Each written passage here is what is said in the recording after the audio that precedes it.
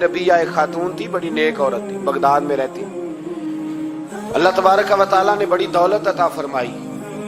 इनकी शादी भी एक दौलतमंद से हुई, एक दौलतमंद से शादी हुई। फरमाती हैं कि मैं छत पे बैठी थी अपने शौहर के साथ, वो दौलतमंद तो बड़ा था पर मुतकब्बिर भी बड़ा था।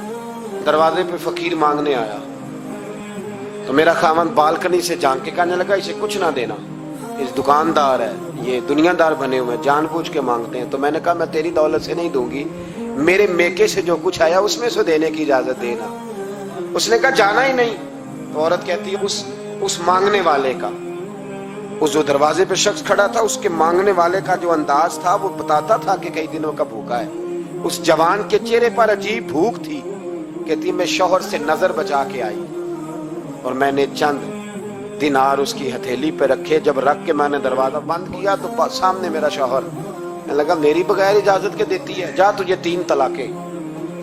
कहती मैं इज्जतमंद बाप की बेटी तलाक लेके घर आ गई। जुर्म मेरा ये है कि मैंने अल्लाह के रास्ते में खैरात की है। कहती हैं मेरा वालिद परेशान, गलती जिसकी मर्जी हो, कसूर तो बेटियों का ही होता है ना। लड़के पाक के पाक रह जाते हैं, मंगनी भी टूट जाए तो बच्ची की जो हालत होती है वो कोई बता सकता है। तो कहती है मैं शदीद परेशान, मेरे वालिद और वालदा भी परेशान, रिश्ता कहां से आएगा। 1-2 साल हम शदीद करब में रहे, रिश्ता आया तो बड़े अमीर आदमी का। मैं तलाक याफ्ता थी पर बंदे कवारे का रिश्ता आया। कहते जब वो रिश्ता हो गया, मैं पहले दिन अपने खामन के पास गई तो मुझे कहने लगा मुझे जानती हो मैं कौन हूं। मैंने कहा नहीं। कहने लगा मैं वही हूं जो तेरे दरवाजे पे खैरात लेने आया था। तुझे मेरी वजह से तलाक हुई तो मैं उसी रात जाके मुसल्ले पे रोया कि मौला मेरी वजह से बेचारी का घर उजड़ गया। फिर मैंने 18 घंटे मेहनत की तो मैंने तुझे इज्जत देने के लिए। कहने लगा अब तुझे बीवी बना के नहीं, महारानी बना के रखूंगा, मैं तेरी नौकरी करूंगा, तू मेरी मोहसिना है। कहती है 1 साल गुजरा, मुझे अल्लाह ने बेटा भी दिया। मैं छत पे अपने शौहर के साथ बैठी, दरवाजे पे मांगने वाला आया तो मेरा शौहर सारे काम खुद करता था।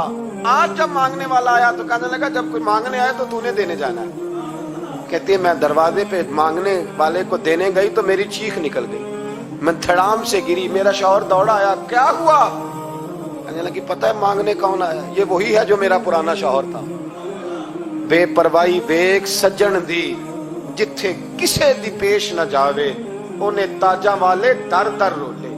ताजा वाले तख्त ताज वाले, ताजा वाले दर दर रोले, ते मंगते तख्त बिठावे। ओए सजना किसे नु कारवा मिल गई, कोई काबेओं खाली आवे। कहती उम्मे रबिया कि वो शख्स मेरे दरवाजे पे, मैं रोने लगी। दौलत का तकब्बुर करते हैं लोग। गरीब दरवाजे पे खड़ा है तो कहते हैं तुम कमाते नहीं, मुझसे भीख मांगने आ जाते हो। दौलत का तकब्बुर, खबरदार इस तकब्बुर में मुब्तला ना होना।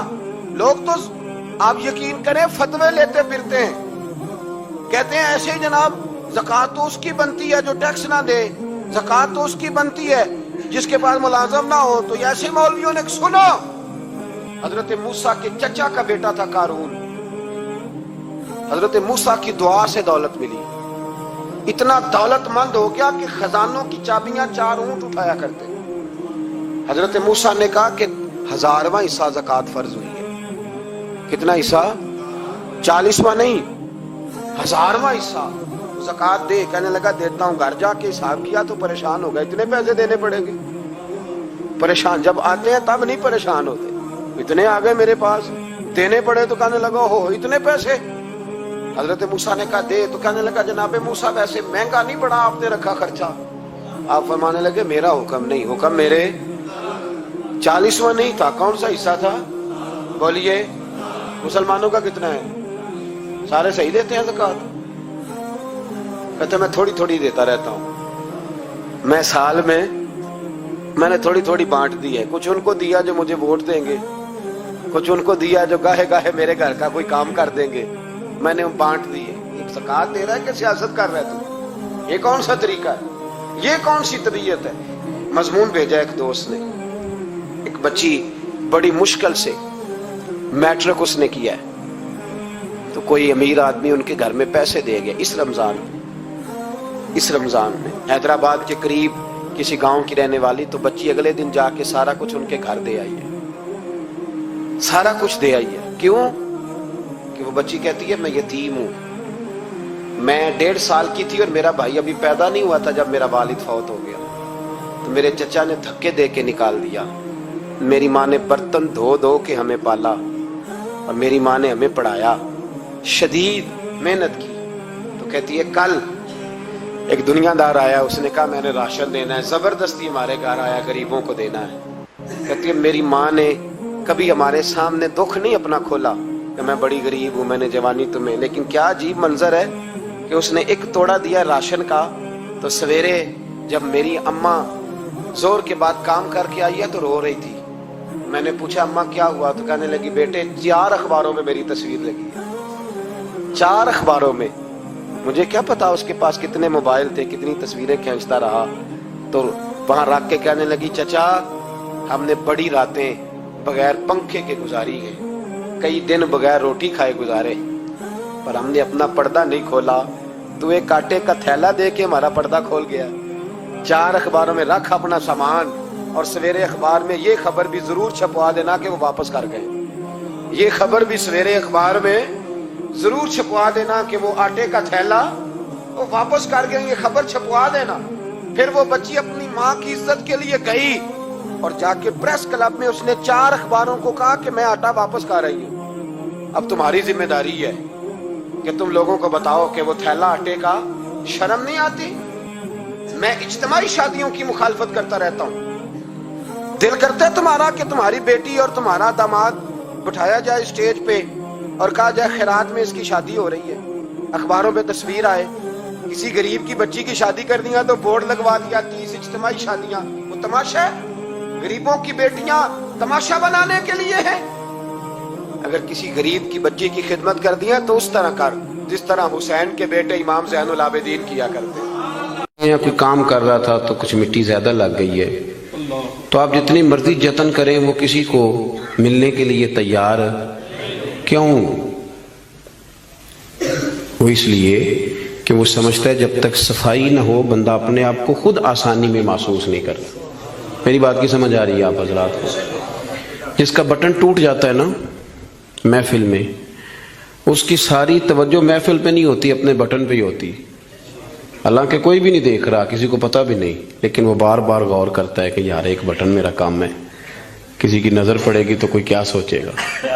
और घर जाके भी वो परेशान होता है कि तुमने ये क्या मेरे साथ सलूक किया, आज मुझे वो वाली वेस्टकोट दे दी जिसके 3 बटन ही कोई नहीं थे। मेरी बात को समझिएगा ये। और आप जितने मर्जी बड़े हैं, आप अपने आप को बड़ा महसूस नहीं करते। कपड़े अनधुले पड़े थे, धोने वाले थे, हुजूर घर तशरीफ ले आए। अल्लाह के रसूल सल्लल्लाहु अलैहि वसल्लम ने फरमाया आयशा इन्हें धो डालो। कपड़े जब धुल जाते हैं तो अल्लाह की तस्बीह करने लग जाते हैं।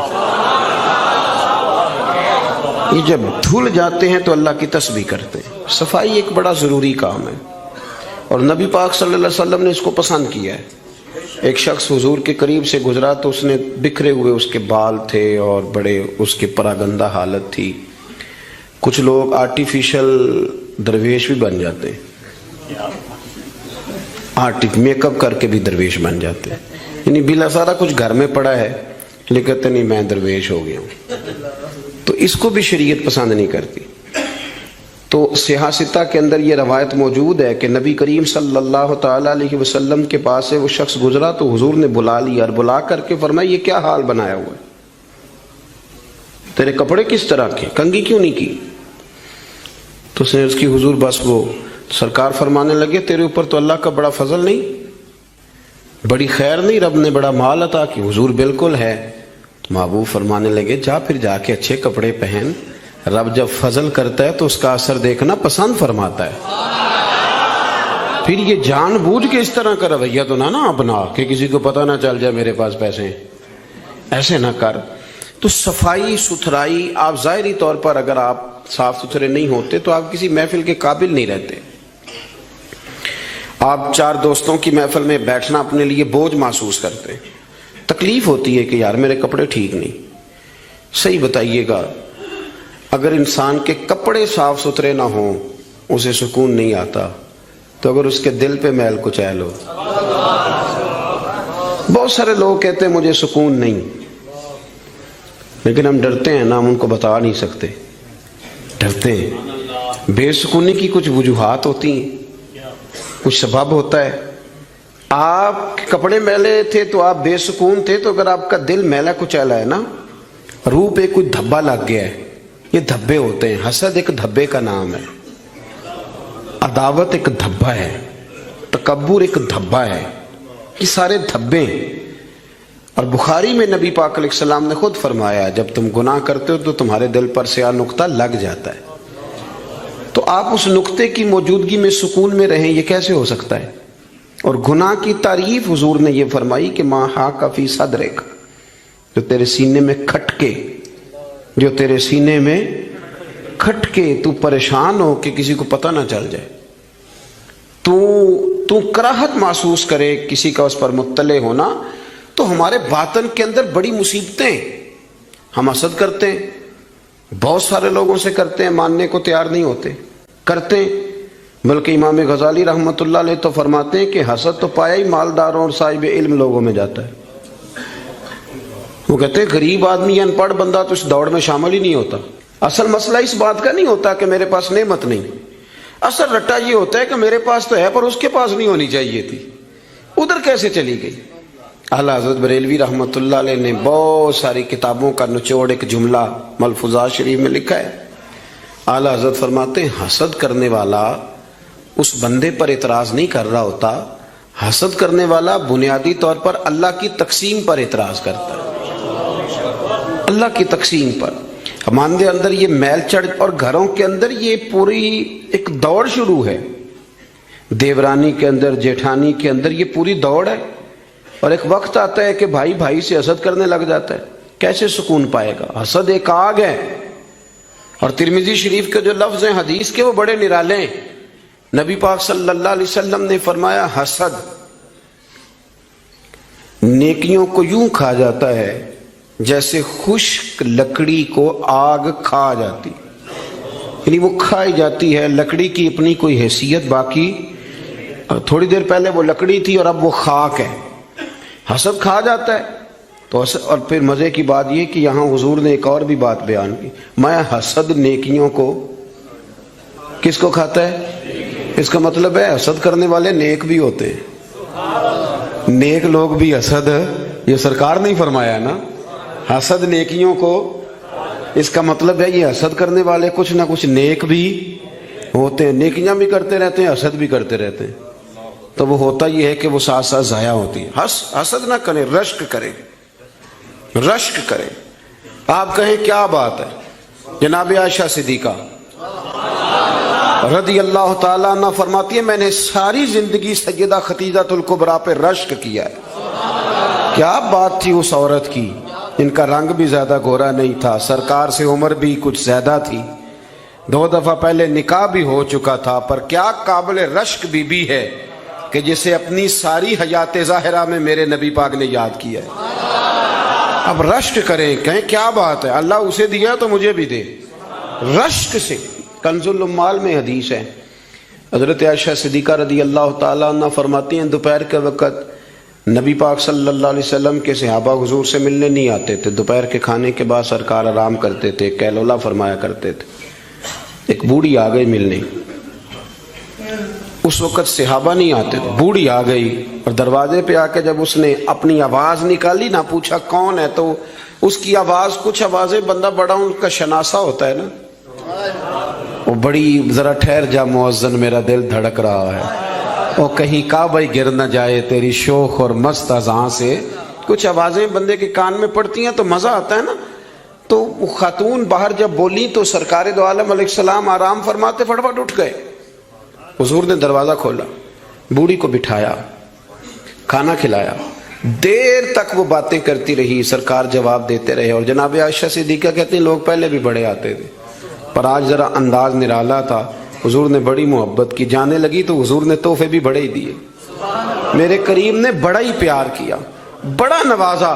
میرے دل میں خیال آیا کہ یہ خاتون جاتی ہے، حضور بھی جائیں گے، رات کو واپس لوٹیں گے تو میں پوچھوں گی یہ کون تھی، لیکن وہ چلی گئی، حضور تو لیٹ گئے اور گہری سوچ میں چلے گئے۔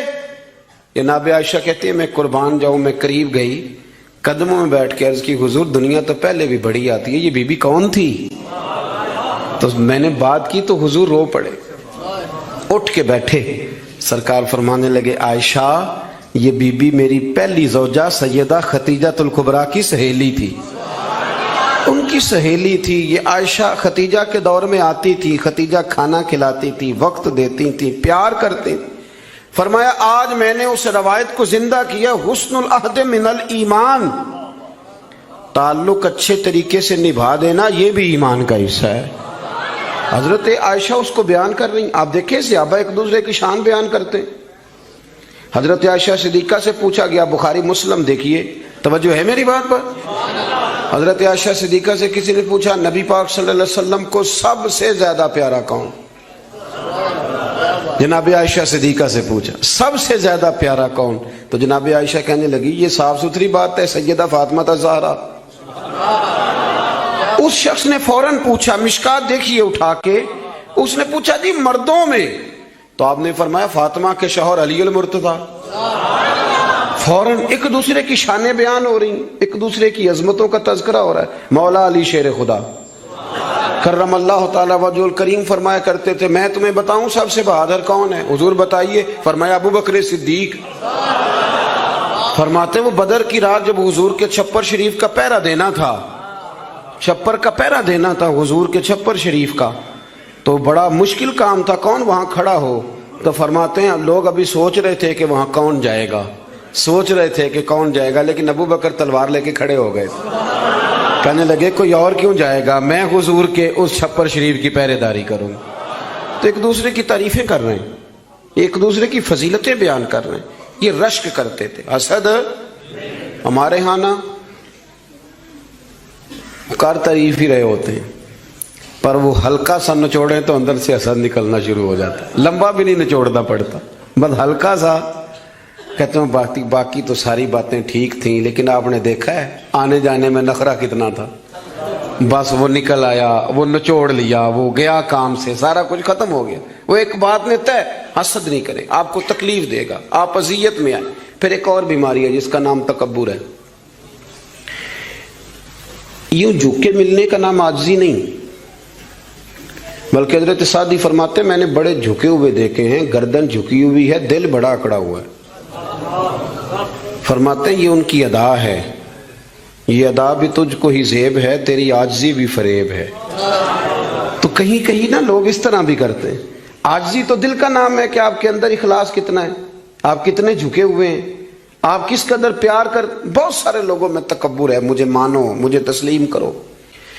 اور میں آپ کو کیا بات بتاؤں دنیاوی لوگوں کی، میں تو دینی محفل میں دیکھتا ہوں، یہ کوئی علاقے کا چودھری اگر کسی محفل میں آ جاتا ہے تو گردن اونچی کر کر کے نقیب کو دکھاتا ہے کہ میں پیچھے بیٹھا ہوں حالانکہ میں چودھری ہوں، تو اونچی کر کر کے گردن۔ عادت پڑ گئی نا اسٹیج پہ بیٹھنے کی، پیچھے مزہ ہی نہیں آتا، حالانکہ شان تو رب دیتا ہے۔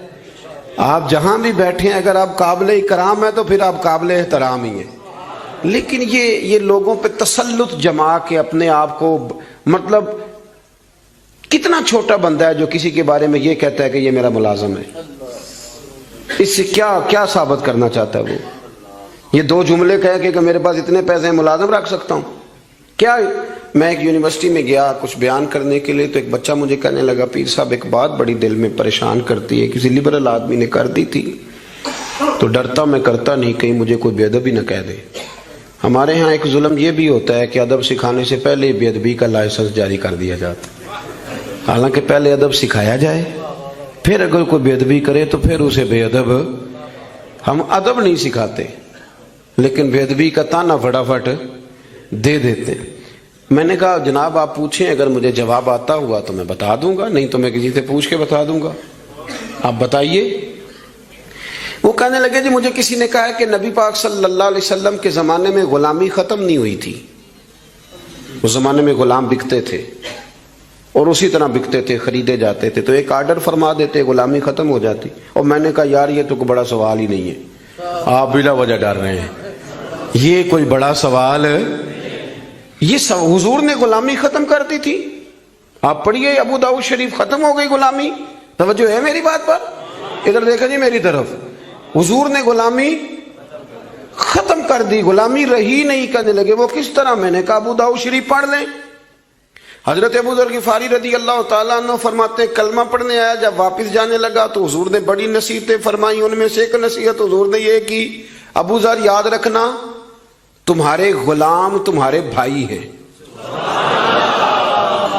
غلام تو وہ رہے نہیں, انہیں تو مدینے والے رسول نے بھائی بنا دیا ہے.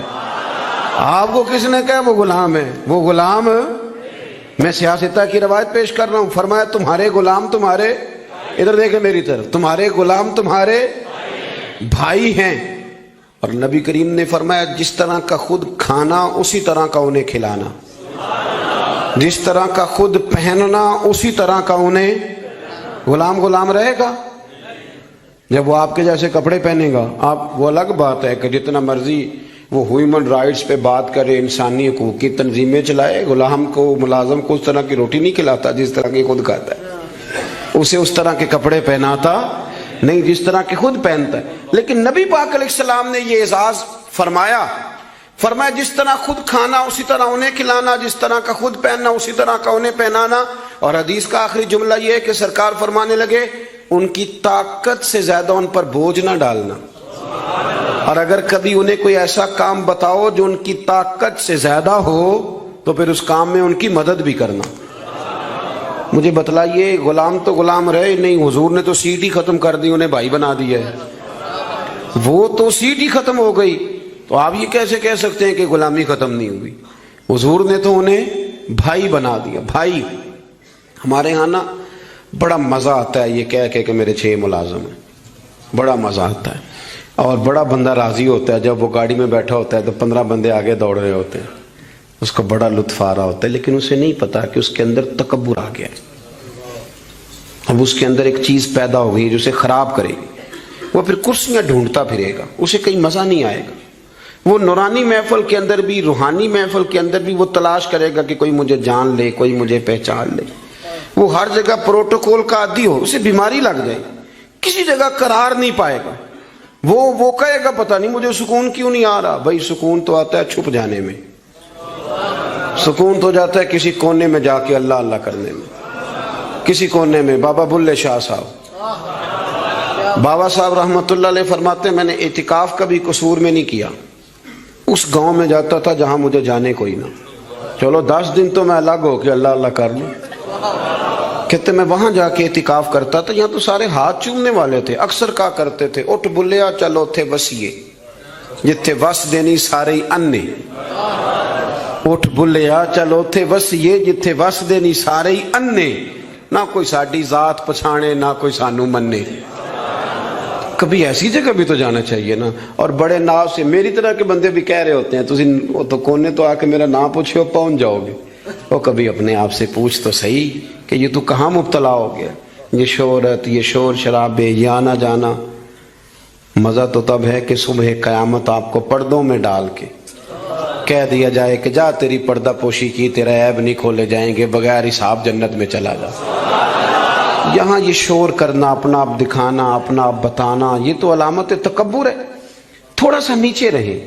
یہ ہوتا ہے کئی دفعہ کہ انسان کچھ اللہ تعالیٰ اسے وقار دے دیتا ہے تو اس کا قد اونچا ہو جائے, اس کی سیٹ اونچی ہو جائے, لیکن دل اس کا سکون میں رہے. امام غزالی روایت لائے ہیں, حضرت حذیفہ بن یمان رضی اللہ تعالیٰ عنہ فرماتے ہیں میں اپنے قریب محبوب علیہ السلام کے ساتھ میں سفر کر رہا تھا. گرمی کا موسم تھا. سفر کرتے کرتے کرتے کرتے ہم ایک باغ کے قریب سے گزرے تو سامنے کنواں نظر آیا. حضور فرمانے لگے حذیفہ یار گرمی بڑی ہے, غسل نہ کر لیں؟ میں نے کہا حضور بڑی بات ہے, کر لیں. کہتے ہیں سرکار کنویں کے قریب گئے تو کپڑوں سمیت غسل کرنے لگے. پھر بھی مجھے فرمایا کہ ذرا چادر نہیں تان لیتے. میں ذرا پسند نہیں کرتا کہ یہ گرمیوں میں ہمارے بچے جس طرح کا لباس پہنتے. یہ تہذیب کے مطابق نہیں. تہذیب کسی اور چیز کا نام ہے. آپ ذرا کھلا لباس پہنیں اور آپ ذرا کچھ چیزوں کو چھپائیں, آپ مہذب لگیں گے, آپ مناسب لگیں گے. کالی بنیان پہن کے تو گلی میں نکل جانا. گلی میں کیا, گھر میں بھی بیٹیاں ہوتی ہیں, بہنیں ہوتی ہیں. کیوں اس طرح کا لباس پہنتے ہیں جو غیر مناسب محسوس ہو؟ حضرت حذیفہ بن یمان رضی اللہ تعالیٰ عنہ فرماتے ہیں حضور کپڑوں سمیت غسل فرما رہے تھے، پھر بھی مجھے فرمایا چادر تان لو۔ توجہ ہے میری بات پر؟ یہ نوجوان ذرا زیادہ غور کریں کیا عرض کر رہا ہوں۔ کہتے میں چادر تان کے کھڑا ہو گیا، حضور غسل کرنے لگے تو پانی ٹھنڈا تھا، گرمی بھی بڑی تھی، حضور کو نظر لطف آیا تو فرمانے لگے تھوڑا اور نہ نہا لوں۔ میں نے کہا حضور نہائیں۔ کہتے ہیں سرکار کو اور لطف آیا، فرمانے لگے ذرا اور نہ نہاؤں۔ میں بڑا مطمئن تھا، بڑا راضی تھا کہ مجھے نوکری کا موقع مل رہا ہے۔ کہتے ہیں ایک دو دفعہ سرکار نے فرمایا، پھر حضور بس کرنے لگے تو میں نے کہا حضور تھوڑا اور غسل فرمائیں، گرمی بڑی ہے۔ کہتے سرکار اور غسل کرنے لگے، خاصی دیر حضور نہائے، غسل فرمایا، فارغ ہو گئے نا جب، میرا کلیجہ بڑا ٹھنڈا تھا کہ میں نے نوکری کر لی۔ جب فارغ ہو گئے تو حضور مجھے فرمانے لگے چل اب تو غسل کر۔ اگر روٹی بچ جائے تو بندے ڈرائیور کو بھیج دیتے، اگر کبھی بچ جائے۔ چلیں آپ نے کون سا مجھ سے ناراض ہونے، آپ تو اپنے ہیں۔ اگر کوئی دیگ بڑھ جائے تو مدرسے بھیج دیتے کہ وہ اس کو کہتے آپ یہی ہیں کہ اس کے پیروں کے نیچے فرشتے پر بچھاتے ہیں، یہ بھی آپ کہتے ہیں کہ حافظ جی آپ کی بڑی شان ہے، آپ نماز پڑھاتے ہیں، پر دیگ وہ بھیجنی ہے جو بچ گئی، وہ آپ بھیج دیں۔ بچ گئی ہے وہ زیادہ تھی تو ہم نے کہا چلو بچوں کو دے دیتے۔ یہ اعزاز نہیں دیا، دیکھ دے دی پر آپ نے عزت نہیں دی، وقار کا مزہ نہیں آیا اس کا، یہ کوئی سرور والا کام نہیں۔ میرا ایک دوست مجھے ایک دن کہنے لگا حضرت جی اگر کوئی ٹائم ملا نہ نکلا تو میں آؤں گا۔ میں کہ یار نہ یہ دا کوئی مزہ ہے، ساڑھے کو تو ٹائم کٹ کے آنا یار، حد ہو گئی۔ تو کہے کہ میں بڑا مصروف ہوں پر آپ حکم تو کرے، میں سویرے ہی آیا۔ یہ کیا بات آپ نے، اسی کو بچے کچھ ٹائم آ لیا ہمارے پاس تو آ، تھوڑا سا سارا کچھ چھوڑ چھاڑ کے پتہ چلے کہ تو آیا ہے۔ میری بات کی سمجھ آ رہی ہے میرے عزیز؟ بات کو سمجھنا ہے آپ نے۔ حضرت حذیفہ بن یمان رضی اللہ تعالیٰ عنہ فرماتے ہیں کہ جب حضور غسل فرما چکے تو کہنے لگے اب تو غسل کر۔ کہتے ہیں میں غسل کرنے لگا تو سرکار نے فرمایا چادر مجھے دینا، میں تان کے کھڑا ہو جاؤں۔ یعنی نبی کریم کی بات کر رہا ہوں۔ وہ ساری زندگی پیر صاحب نوکری کراتے رہتے ہیں، مرید پہ چڑھ جائے نا قرضہ تو کہتے ہیں اس کا ذاتی معاملہ ہے۔ تو جب تیرے گھر جھاڑو دے رہا تھا پھر نہیں ذاتی معاملہ تھا؟ تھوڑی تو بھی پیار کر لے، کبھی تو بھی ان کے ساتھ کہہ۔ وہ میرے ایک دوست ہیں پیر صاحب، تو عرس پہ میں گیا ہوا تھا تو ان کا بچہ وہ اپنے بیٹے سے پوچھتے ہیں کہ پتر وہ دال والا جو دیگ ہے وہ گرم ہی ہے نا؟ کہنے لگا ابا جی بس ٹھیک ہی ہے چل جائے گی، یعنی گرم کرنا بھی پسند نہیں صاحبزادے کے لیے، ابا جی چل جائے گی۔ تو پیر صاحب نے بڑا اچھا جملہ کہا، کہنے لگے پتر جب تو مریدوں کے گھر جاتا ہے تو تیرے ساتھ یہ سلوک کرتے ہیں، اس طرح تو نہ کر یار، کم از کم تیرا زور لگے گا ایک آرڈر ہی کرنا ہے ذرا گرم ہو جائے۔ پر ہم سمجھتے نہیں نا چیزوں کو، الا ماشاءاللہ اچھے لوگوں کی بات نہیں کرتا۔ میرے بھائی حضرت حذیفہ بن یمان رضی اللہ تعالیٰ عنہ فرماتے ہیں قربان جاؤں کریم رسول نے چادر تان لی، میرے لیے چادر تان لی، میرے لیے۔ تو امیر حرم میں فقیر بے نوا، تو کجا من کجا، یعنی میرے لیے چادر، میں گلیاں دا روڑا کوڑا تے میں نو محل چڑھایا ہے سانیاں۔ حضور نے چادر تان لی، کرنا غسل۔ اگر مجھے گرمی لگ رہی ہے تو تجھے بھی تو لگ رہی ہے نا۔ حضرت حذیفہ بن یمان کہتے ہیں میں نے کہا حضور میں بغیر چادر کے، فرمایا نا میں کھڑا رہوں گا، تو کر غسل۔ حضرت حذیفہ بن یمان کہتے ہیں تھوڑا سا غسل کر کے میں نے چھوڑ دیا، حضور فرمانے لگے نہیں اور نہا ذرا۔ کہتے ہیں میں نے عرض کی یا رسول اللہ صلی اللہ علیہ وسلم میں نہا لیا، فرمایا نہیں تھوڑا اور غسل کر۔ فرماتے میں نے اور غسل کیا، تھوڑی دیر کے بعد فارغ ہوا، میں نے کہا حضور مہربانی فرمائیں میں نہا چکا۔ تو فرمانے لگے نہ امیر اتنی دیر میں نے کیا ہے، تو بھی اتنی دیر غسل کر۔ حضرت حذیفہ بن یمان کہتے ہیں میں رو پڑا، میں نے کہا محبوبہ تیرے کرم پہ قربان جاؤں، اب بس کریں حضور میں نہا چکا ہوں۔ تو حضور فرمانے لگے حذیفہ گھر سے کٹھے نکلے تھے نا، گرمی میں ایک جیسا سفر کیا ہے نا یار، تو غسل کر، مجھے اچھا لگ یار، یہ کیا سٹیٹس ہم نے بنا لیا۔ ہم اپنوں کے بیچ بھی اسی طرح رہیں گے، ہم اپنوں کے بیچ جو ہمارے اپنے ہیں ہم ان سے بھی کبھی، میں مسجد میں بیٹھا ہوں باوضو، ابھی میں نے عشاء پڑھی ہے، کو دیانتداری سے بتاتا ہوں، میں بیمار ہو گیا تو بڑی میری ٹانگوں میں ٹائیفائڈ بخار تھا، تو بڑی سخت تکلیف میری ٹانگوں میں آئی، اذیت آئی، مجھے چلا نہیں جاتا تھا، چھڑی پکڑ کے میں چلتا تھا۔ میری اماں جی حیات تھیں، میں نے ان سے کہہ دیا کہ بڑی ٹانگوں میں درد ہے۔ تو میں سو گیا, میری آنکھ کھلی تو میری ماں میری ٹانگیں دبا رہی تھی. میری ماں میری ٹانگ, اور میری جیسے آنکھ کھلی تو میں نے جھٹ سے اپنی ٹانگوں کو سمیٹا. میں نے کہا اماں جی آپ یہ کیا کر رہی ہیں؟ تو میری اماں جی نے کیا, وہ بیمار رہتی تھی, شوگر تھی, کہنے لگی پتر تو نہیں میری روز دباندہ. آپ بات کو سمجھے نا. وقت گزر گیا, وہ انتقال کر گئی, 8-9 سال بیت گئے, پر وہ کبھی اس وقت کو یاد کرتا ہوں تو دل ٹھنڈا ہو جاتا. ہمارا تو سٹیٹس اتنا خوفناک ہو گیا کہ ہمارے اپنے ترستے رہتے ہیں کہ چلو 2 جملے پیار کے ہی بول دے, 2 جملے, اور کسی کے لیے بھی نہیں یار, کسی کے لیے. سیدہ طیبہ طاہرہ حضرت عائشہ صدیقہ آپ فرماتے ہیں لوگوں ہم اس رسول کے ماننے والے ہیں جو جملوں کا بھی خیال کرتے تھے. کسی کی آج انداز تکلم کس طرح کا ہے, کوئی کس طرح, اس کا بھی حضور خیال کرتے. ایک دن مجھے گھر میں بیٹھے بیٹھے فرمانے لگے عائشہ جب تو راضی ہوتی ہے تب بھی مجھے پتہ چل جاتا ہے, اور جب تو ذرا تھوڑا سا دل میں کوئی بات رکھتی ہے تو پتہ مجھے پھر بھی چل جاتا ہے. تو جناب عائشہ کہتے ہیں میں نے فٹافٹ عرض کی حضور مجھے میری ماں روئے. میں اور آپ کے فرمایا چپ کر, ذرا سن تو لے, پہلے ذرا سن تو صحیح نا, ذرا سن یا رسول اللہ حکم کریں. تو محبوب فرمانے لگے کبھی کبھی کسی دوسری بیوی کے پاس ذرا وقت گزاروں تو تیرے دل میں بات تو آ ہی جاتی ہے نا, ذرا سن نا, حضور حکم کریں. تو محبوب فرمانے لگے جب تو راضی ہوتی ہے نا تیرا طریقہ ہے کبھی کبھی قسم اٹھاتی ہے. جب تو ہوتی ہے نا مجھ سے ناراض تو کہتی ہے مجھے ابراہیم کے رب کی قسم, مجھے حضرت ابراہیم علیہ السلام کے رب کی قسم. اور جب تو راضی ہوتی ہے تو فرماتی ہے مجھے محمد عربی کے رب کی قسم. اب میں سمجھ جاتا ہوں کہ آج کوئی بات. جناب عائشہ کہتی ہیں میں بڑا روئی. حضور نے فرمایا کیوں روتی ہے؟ میں پھر رو پڑی. حضور نے فرمایا میں نے تو تیرے احساسات بیان کر تو رو پڑی. کہنے لگی روتی اس لیے ہوں کہ اللہ نے کیسا کریم رسول عطا فرمایا. حضور لفظوں جملوں تک کا احساس کہ آج فکرے کس طرح کے بیان کر رہا ہے, آج اس کا ذہن کس طرف چلا گیا, اس بات کا بھی خیال ہمارا. تو یقین کریں وہ بلند و باغ مزاج جانے ہمیں کہاں جا کے کھڑا کرے گا, کس جگہ پہ جا کے ہم رکیں گے. بڑا شوق ہے لوگوں کی گردنیں جھکانے کا, بڑا ہمیں شوق ہے, یہ میرا ملازم ہے. گھر میں بھی گئے ہیں تو 2-4 بندے کھڑے ہونے چاہیے اعزاز کے لیے, تھوڑا سا جھکے تو صحیح, تھوڑا پیار کرنا تو شروع کرے. تھوڑا یہ آپ کی گردن دیکھیں نا, جو بالکل اکڑ جائے وہ مردہ ہوتا ہے, اور جس میں کچھ نہ کچھ لچک ہو وہی تو زندہ ہوتا ہے. اگر آپ پکڑے ہوئے ہیں, اکڑ گئے ہیں آپ کو اپنے علاوہ, وہ کسی نے کہا تھا خدا مجھے ایسی خدائی نہ دے کہ اپنے سوا کچھ دکھائی نہ دے.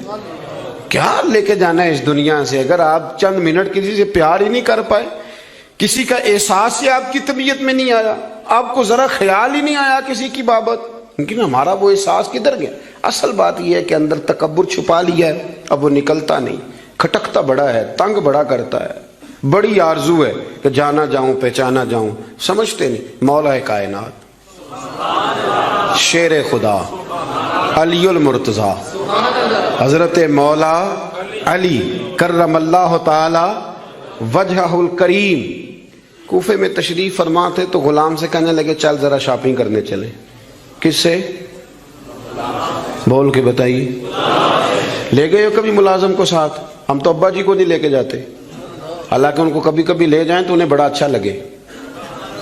کبھی کبھی والد صاحب سے کہیں نا کہ موسم بدل رہا ہو 2 جوڑے لینے چلے, ہم لے کے جائیں کبھی ان کو ساتھ بٹھا کے, ان سے کہ ابا جی آئے میرے لیے کپڑے پسند کریں. ان بیچاروں نے بوڑھوں نے کیا پسند کرنا ہے, پر آپ ساتھ لے کے جائیں گے تو ان کا دل بڑا ٹھنڈا ہو. لیکن یہ کام بھی ہم یاروں کے ساتھ ہی کرتے ہیں, والد کو کہاں لے کر کے جاتے ہیں. مولا علی شیر خدا غلام سے فرمانے لگے چل نا یار کپڑے خریدنے. خادم کہتا ہے میں ساتھ گیا, حضرت علی نے 2 جوڑے خریدے. فرمایا آج 2 لینے بھی, ایک تیرا ایک میرا. کہتے ایک خاصا مہنگا لیا, ایک ذرا سستا لیا. میں فوراً سمجھ گیا مہنگا آقا کا ہے اور سستا اسی طرح ہی ہوتا ہے نا, مہنگا جوڑا آقا کا ہے اور سستا غلام کا ہے. کہتے ہیں تھیلے میں کپڑے ڈالے, میں نے اٹھائے, میں غلام تھا, وہ چوک آ گیا جہاں سے مولا علی نے اپنے حجرہ نور میں جانا تھا اور میں نے اپنے گھر جانا تھا. فرماتے ہیں وہ جگہ آ گئی. شیر خدا رضی اللہ تعالیٰ عنہ فرمانے لگے کہ لیا پتر میرے والا جوڑا مجھے دے دے. لا وہ میرے کپڑے مجھے دے دے. تو کہتے ہیں وہ بڑی ڈیفینیٹ تھی بات تھی, میں نے اسی وقت نکالا مہنگا جوڑا, جناب علی کو تھمایا. تو حضرت علی فرمانے لگے یہ تو نہیں میرا. یہ باتیں مزے کے لیے سنتے ہیں صرف, اگر ان کے سننے میں اتنا مزہ ہے تو اس پر عمل کرنے میں کتنا مزہ ہوگا, یہ بھی تو کبھی آپ محسوس کریں نا. حضرت مولا علی شیر خدا فرمانے لگے یہ نہیں میرا, میرا تو وہ دوسرا ہے. وہ کہتا میں نے ایک فلسفہ بیان کیا, ایک علت بیان کی, ایک لاجک میں نے بیان کی. میں نے کہا حضور آپ مہنگا پہنے کیونکہ آپ آقا ہیں, اور میں سستا پہنوں گا کیونکہ میں. تو حضرت علی نے فوری طور پہ حکم نہیں لگایا کہ نہیں تو دوسرا مجھے دے. عالم تھے نا, تو اس نے علت بیان کی تو پہلے اس کا وہ سبب توڑا, پہلے اس کی اس بات کا جواب دیا. دلیل کا جواب دلیل سے دینا چاہیے نا. کئی دفعہ لوگ دلیل کا جواب گالی سے دینے لگتے ہیں, یہ طریقہ غلط ہے. حضرت علی سے اس نے کہا ایک علت بیان, ایک سبب بیان. کہنے لگا حضور آپ چونکہ آقا ہیں تو آپ جوڑا پہنے مہنگا, آپ کپڑے استعمال کریں مہنگے, میں چونکہ غلام ہوں تو میں استعمال کروں گا سستے. تو حضرت علی کہنے لگے تو یہ والا فلسفہ نہ بیان کر, تو میرے والا کر. میں تجھے بتاتا ہوں ایک سبب وہ والا لگا لے. یہاں وہ حکم لگا. اس نے کہا حضور وہ کون سا؟ فرمانے لگے تو سستا مجھے دے نا کیونکہ میں بوڑھا ہوں,